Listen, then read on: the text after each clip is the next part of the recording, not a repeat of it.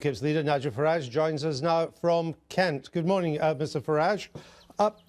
As things stand this weekend, the more people vote for UKIP, the more likely we are to get a Labour government in hock to the SNP. Are you happy being Ed Miliband's back door to Downing Street? I don't know where you get your numbers from. I mean, the last by-election was in Rochester. Mark Reckless won it with 42% of the vote. And there was a 14% swing away from the Conservatives from 2010.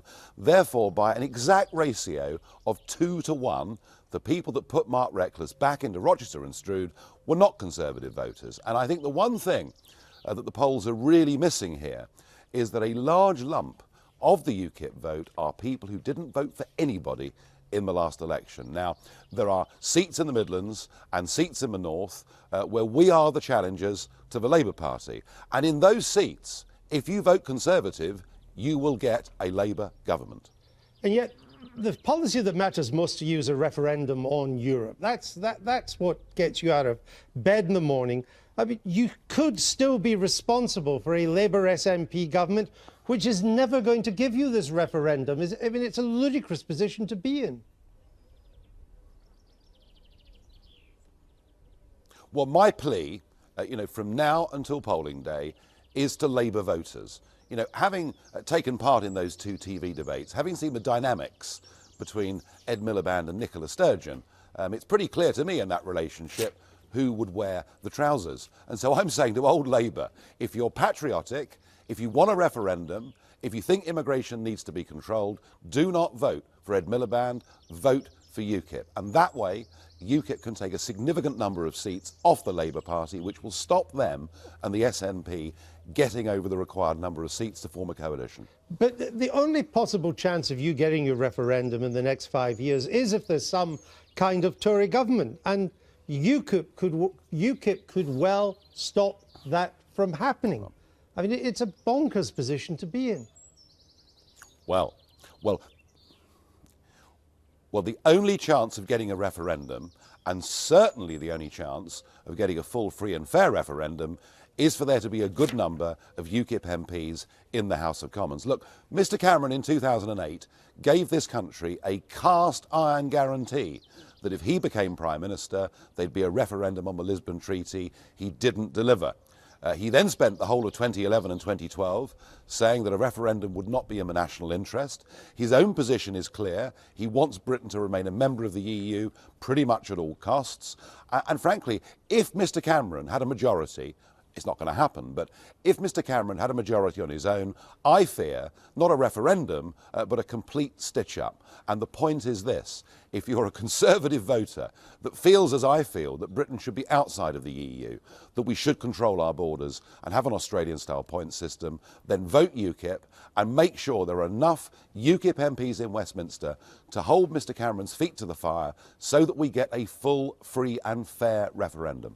I'm sticking with the referendum because that is your keynote policy, and indeed a lot of your economic policy follows from a referendum and Britain coming out too. But you've told us many times in years gone by that Labour would end up going into this election supporting a referendum. You got that wrong, didn't you?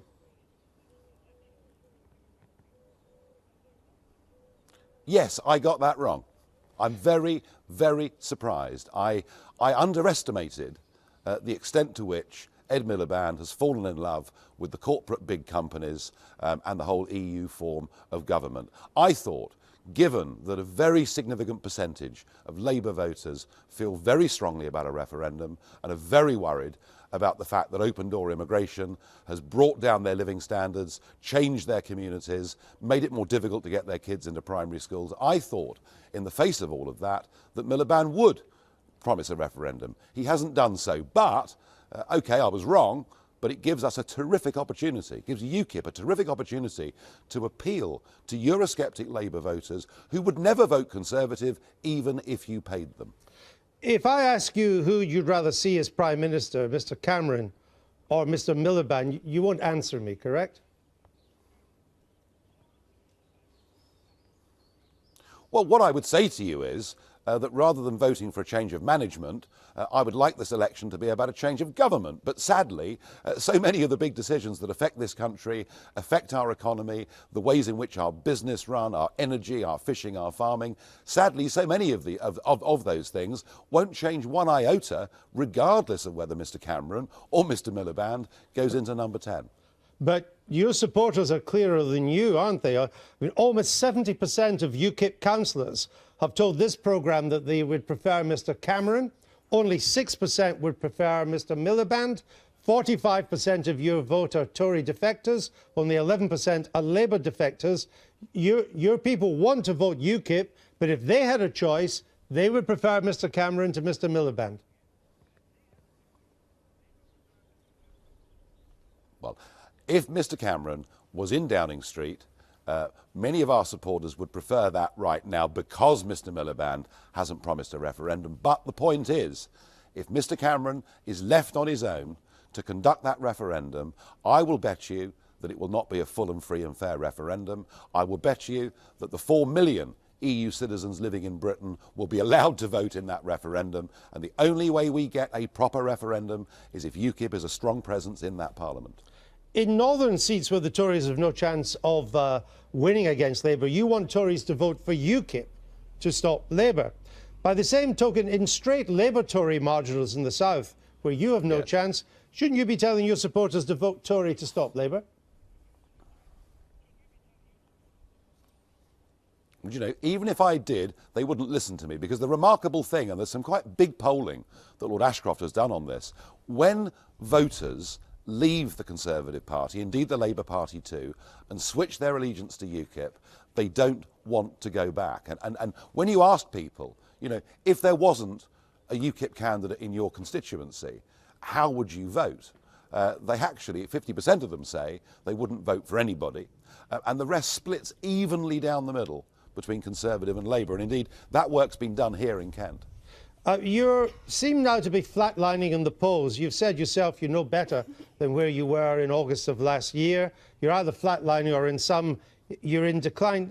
Why is there no momentum behind your campaign? Well, actually, what's happening is on a daily basis, many elements of the press talk down UKIP's chances. We've had several weeks of this. You know, UKIP's collapsing, it's disappearing, the sand is slipping through their fingers. And actually, quite the reverse of that is happening. And we're seeing not just the UKIP vote holding rock solid, but some evidence of it beginning to firm. Now, I can't predict, you know, where the national debate's going to go over the course of the next 18 days. But if we do get back onto discussing the big issue, which clearly the number one issue is immigration and the effects of immigration on our public services, our communities, the level of income for average earners, if we get back onto that territory, then the UKIP vote will rise from here. Is it true that you're now targeting only 10 seats that you have a hope of winning? No. How many are you? How many do you hope to win? There's one particular newspaper that seems to write every day stories. Well, I hope to win as many as possible. You know, I've said from the start of this that I'm not going to make ridiculous predictions, but I've consistently said all the way through we are going to win more than a handful of seats. We're going to get a very respectable share of the national vote. We're going to come second in a number of constituencies that will really genuinely surprise people. And it will be for UKIP a genuine coming of age as a parliamentary party. Is it still your position that if you fail to make it to the Commons on May the 7th, you will resign as UKIP leader? Yes. Yes, of course it is. I mean, you know, I said that and it's become a huge story. But actually, you know, most of the party leaders at the moment will be gone by the autumn. There aren't many winners in this general election game. You know, Mr. Cameron may not be there, Mr. Miliband may not be there, Mr. Clegg might not even win his seat. Look, I have put my neck on the line for this South Thanet constituency. I believe that was purely a statement of fact, the right thing to do. Yes, it stands. But you know what? As every day goes by, I'm now feeling more confident about winning this seat. Is it your view that the migrant vote could swing this election?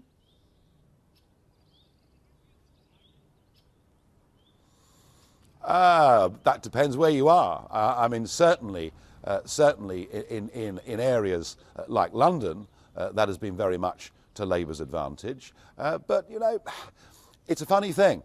I think you'll be very surprised how many of the black and ethnic minorities go out and vote UKIP on May the 7th, because they understand, probably more than anybody else in this country, the need to have sensible, controlled immigration, to have integration within society. And one of the ways in which we reach out to that community is, of course, we're the only party in British politics that is pro the Commonwealth, thinks we should have a trade deal with the Commonwealth and better relations with all of them. Mr. Farage, there's been a terrible tragedy off the Italian island of Lampedusa this morning, of migrants trying to get into Europe from Libya, I think it is. And it looks like hundreds and hundreds have drowned. Isn't that the sort of tragedy that, and the problem of this attempt of people to get in to Europe from the southern shores of the Mediterranean? Doesn't that require a European-wide response? Isn't this what you need, a European Union, a European response, and not a narrow nationalist, we're all right, I'm all right, Jack response to? Well, actually, it was the European response that caused this problem in the first place.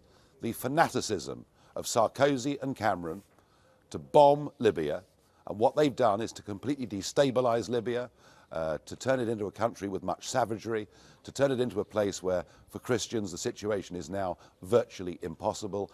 And we ought to be honest and say we have directly caused this problem. I have said... There were no migrants coming across the Mediterranean before Libya. That